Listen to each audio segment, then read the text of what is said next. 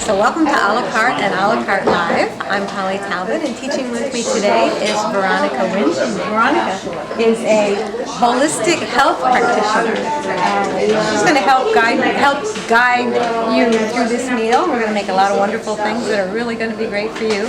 Veronica, you want to tell a little bit about yourself? Yes, so Polly and I met earlier this year at New York Women's Culinary Alliance event, and I work at a children's hospital, and I work with kids that have cancer and blood disorders, and as part of this team called IMPACT, Integrative Medicine and Palliative Care Team, we use some alternative approaches to help them with symptoms and to help support their immunity as they go through treatment. So we saw the need to get the word out to doctors to help them work with their patients and encourage healthy, whole foods eating. And so that's how we came about creating this class, which has been a real great journey for the two of us, so hopefully it'll continue to grow. Yeah, we plan to do a lot more. Today we're going to make an almond and macadamia nut-crusted salmon with a ginger yogurt sauce. We've got ginger in there, we've got salmon, of course we know is great, we've got almonds, macadamia nuts, flax bread, some ginger, chives. We're going to chop all that up, make a crust, and pack it on top of the salmon fillets and bake that, and then we're going to serve it with this wonderful ginger yogurt sauce. A good way because it gets really fibrous, the ginger. So what I've been doing is keeping it in the freezer. So I peel it like that with a spoon, like little chunks, and then put it in a bowl in the freezer. And then when you grate it, it comes all green. Oh, I never thought of that. I sometimes freeze it when I have extra. Yes, Yeah, just to do that, but never for that reason. So that's a really good. Yeah, that should be. You should get the right amount from this. 1.5 teaspoons. It's not an exact science. The whole of cooking is not an exact science. The whole of cooking is not. The whole of baking is. Yes. So you could just, I'll let you continue. Don't do your nails. It's gingery, but I don't think it's too gingery. No, because it's going to go over the salmon. You're going to have a bite of salmon with it. It's going to be all diffused. Yeah, I don't think It's going to be Okay. also. There you go. Okay, we got our ginger, we got everything going on. Ginger's going on. That's it. But enough, I think. Huh? I think so. Yeah, it looks like it.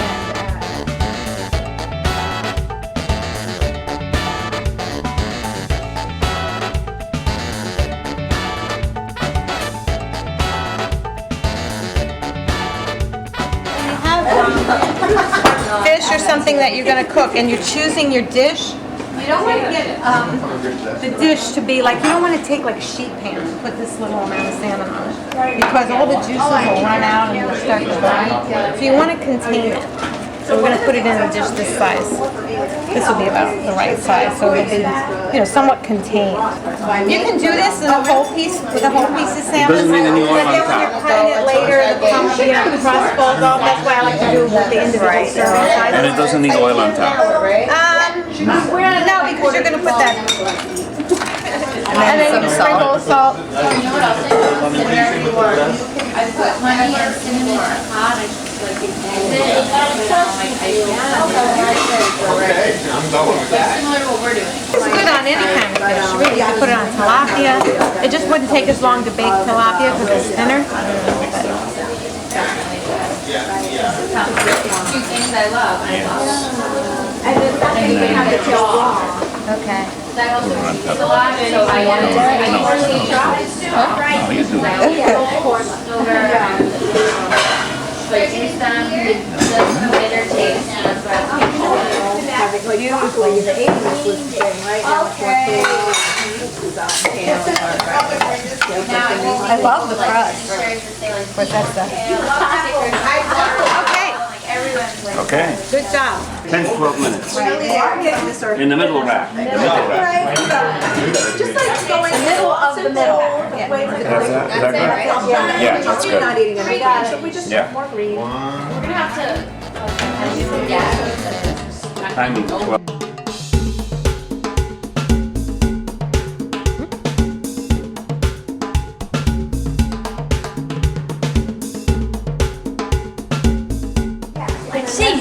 So right in there, Yep, what you weren't looking for is a give back. Give back? Oh, just like a little rebound. Just a little bounce. So you like in one of those Good. restaurants? We're also going to make arugula and tropical fruit salad with a pomegranate dressing. Arugula is so great for you. The tropical fruit salad can be a lot of different fruits. We're going to use strawberries, mangoes, and kiwis today, along with a little cilantro and some fresh ginger and some lime and some pomegranate balsamic vinegar and some salt and pepper, of course, and toss that all together and serve it over the arugula. Nature is so beautiful. Yes, I know, and so anytime you see any produce with that deep, rich color, you know it's loaded with antioxidants. Yeah. Any color. Yes. Any color. Blueberries, even bananas, even though it's like a pale color, but it's a rich color. What else do you think of? Yeah, all of the bright berries. The squashes, we're coming into autumn, which is great for delicata squash, spaghetti squash, acorn squash, and they're all loaded with beta carotene. Yeah, butternut.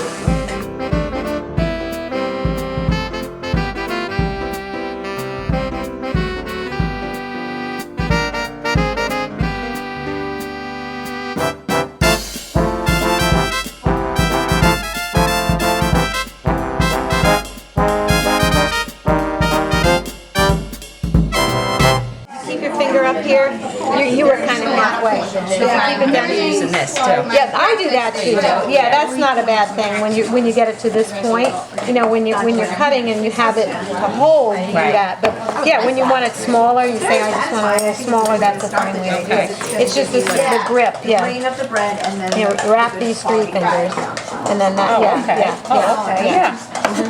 And then it's a rocking motion. You're kind of like rocking in and sliding in just a little bit. That's it. Like this.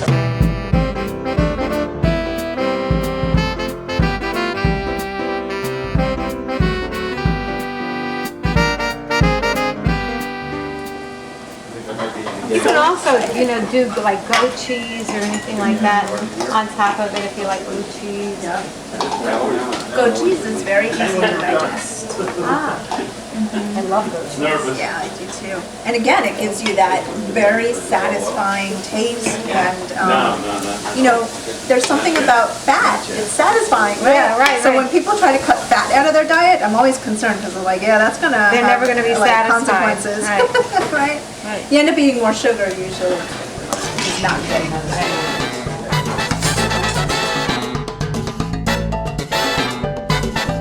We're also going to learn to sear scallops, and we're going to put them on a bed of quinoa tabbouleh. And tabbouleh is a Middle Eastern dish that's usually made with bulgur, but today we're going to really bump up the protein and put it on a bed of quinoa tabbouleh.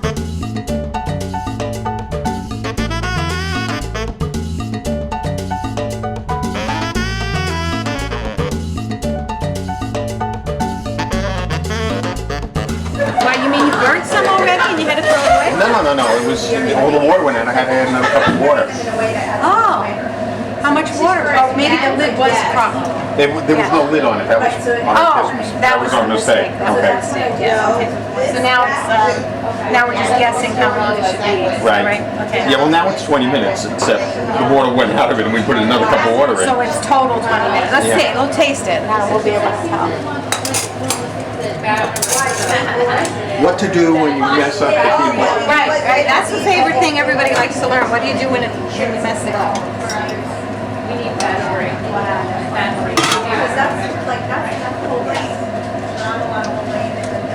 That's good to me.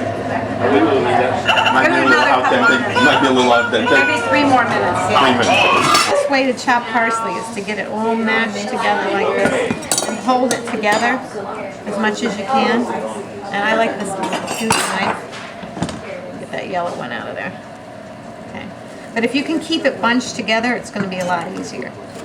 So you're just going to kind of come into it a little bit at a time. Then you go all the way across. I don't want to take all your fun.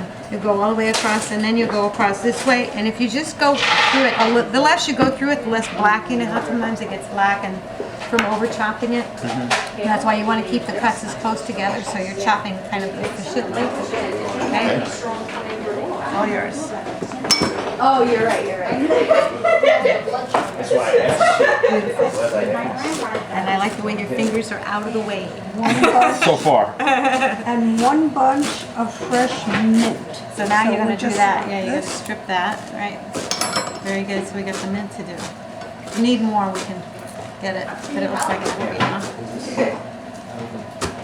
It's all green. You'll like this. I think you'll like this dish. Oh, I think so too.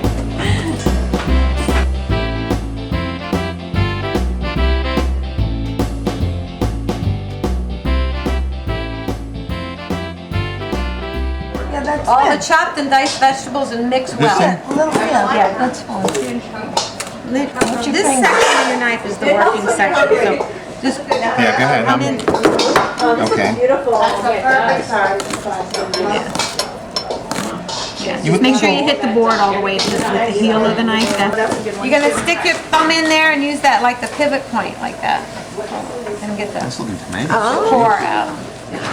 But when you dice them, what I like to do to dice them is squish them down a little bit first, and then the dicing comes out. They come out more in a perfect. I love a knife as much as the regular knife. Yeah. And then you turn them this way.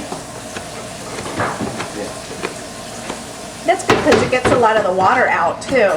Because sometimes With the it's, squishing, yeah. yeah, if you put all the water in, then that See, I recipe squished gets them. First I watery. took that out, then I squish them. And then you put them skin side down, and then cut across. And once you squish them, they're also easier just because they're flatter to cut, to dice. And turn them. And always skin side down because the skin is hard to pierce with the knife. Katie? Right. I find.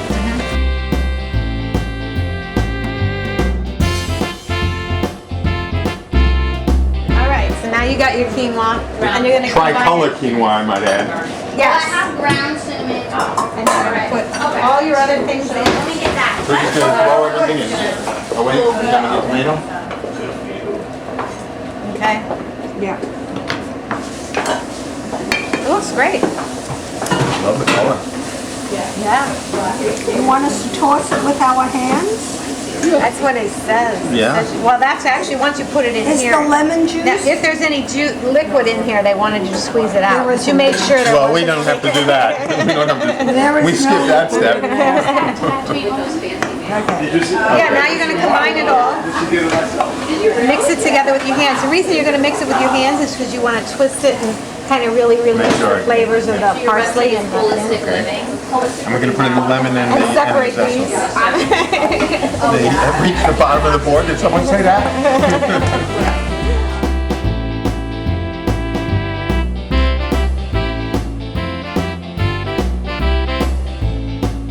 Okay, now we pour this over the zest. Go ahead. I'm zesting it to no end. Yeah, try to sprinkle it evenly so nobody gets a mouthful of zest. Well, we're gonna mix it again, I think. Well, maybe we're not. Here comes the lemon. I'm gonna mix that. I'm gonna be a little more even with that. And then, so I went through different phases. I started making this music. Okay, now we have to turn our attention to our scallop.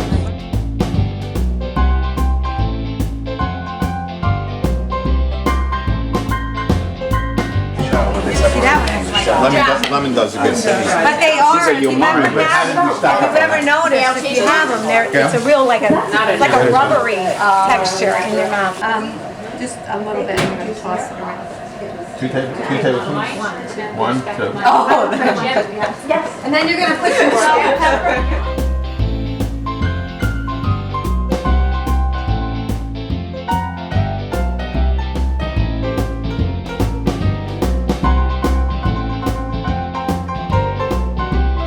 We're not going to put any oil in. We're just going to have the oil on the scallops.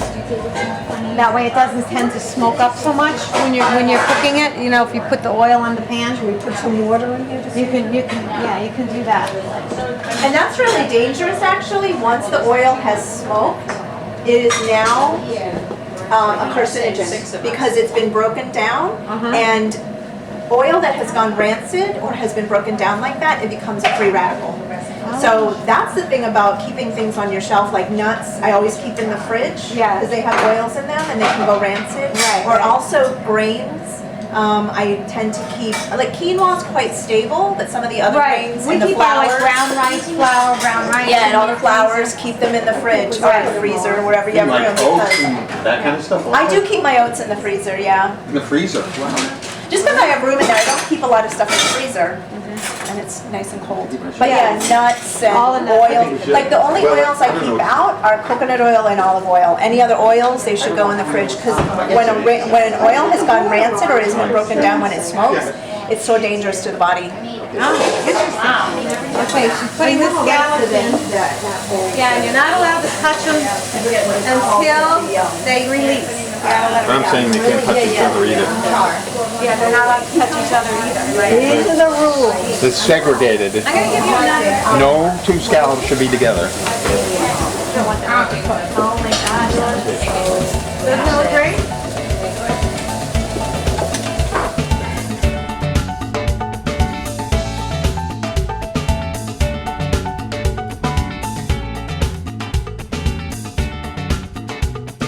Juices up, right? Would you? Yeah. Oh yeah. Putting soap in here yet. Watch yourself. Mine's gonna have maybe because it's gonna burn things. Okay, take yours off the heat. This'll loosen them up. Yeah, true. Whoops, sorry. It landed perfectly. Also, probably the white wine takes away all of the char. Yeah, that's actually called deglazing, and it it takes up all the. I'll use vinegar. I never knew that. Vinegar, yeah, or even chicken stock or something like that when you deglaze. But then you have all the flavors. Make like a little gravy out of it. Yeah, and then we can drizzle this over. So then I'm just gonna drizzle it over. And then we're also going to do some crunchy kale chips for a little snack. A real fun thing to make when you want to watch the movies and have something crunchy that's not bad for you. It's kale just tossed with a little oil and a little salt and baked in the oven for 10 minutes. It comes out really nice and delicate. But they feel crispy, like delicate. So we'll let it cool, then we'll toss them into a potato chip bowl. Let's get this out. This is second batch. I just like to do them in the middle of the oven. That's why I'm doing one tray at a time.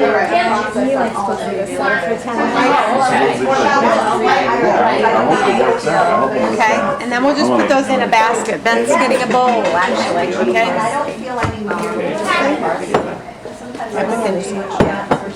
And we can just put them in here.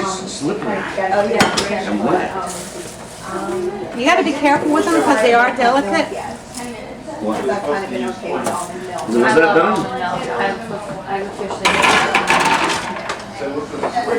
Okay, guys. Oh, there they are. There they are. That's the first batch.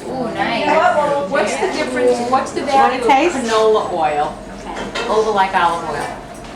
I don't know. What can you tell me? I like canola oil better. It has a I lot have to be honest here, I'm not a fan of canola. I like it. I would use olive oil better.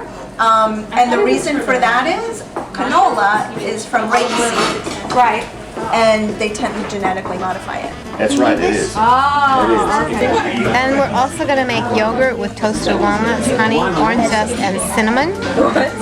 This is a really quick, easy dessert with fresh Greek yogurt and some toasted walnuts, toasted just enough to bring out the flavors.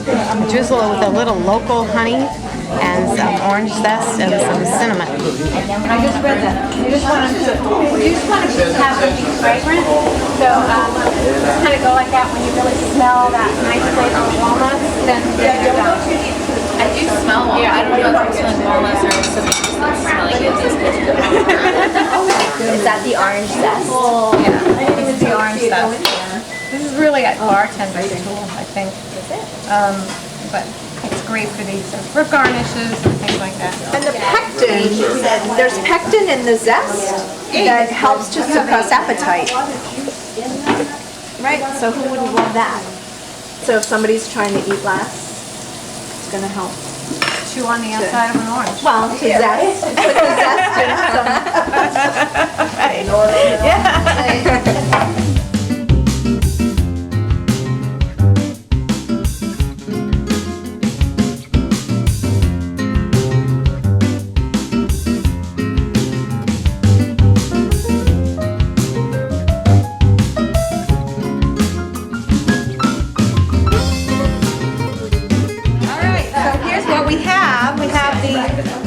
Tabbouleh and seared scallops, and we've got the salmon with the macadamia almond crust, and we've got the tropical fruit salad with arugula. And which vinegar did you use? The peach. The peach. Oh, yeah. Nice. That'll be a nice flavor. Okay. And then we have our yogurt parfaits over here with the toasted nuts, cinnamon, and orange zest. Honey and Greek yogurt. So there we are. You don't feel good about eating everything because it's loads of nutrients. So take a plate and help yourself. And thank you for joining us with Doctors in the Kitchen. We hope you'll come back again soon. And we plan to do this class over and over again, and we really want to invite doctors and PAs and nurses and any health practitioner to come and join in the fun and the excitement of combining food with the medicines and having a great time as well.